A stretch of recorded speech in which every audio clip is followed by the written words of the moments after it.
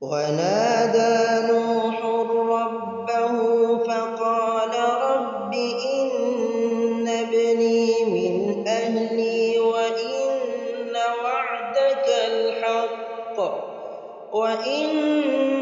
وعدك الحق وأنت أحكم الحاكمين قال يا نوح إنه ليس من أهلك إنه عمل غير صالح فلا تسألني ما ليس لك به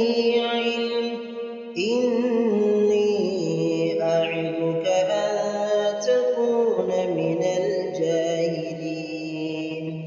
قال رب إني أعوذ بك أن أسألك ما ليس لي به علم وإلا تغفر لي وترحمني أكن من الخاسرين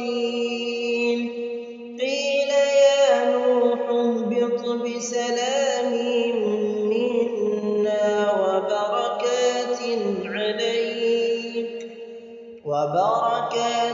عليك وعلى أمم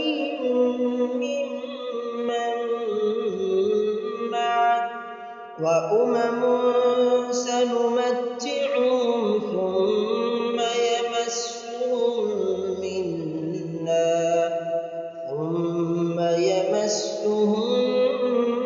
منا عذاب أليم تلك من أنباء الغيب نوحيها إليك ما كنت تعلمها أنت ولا قومك من قبل هذا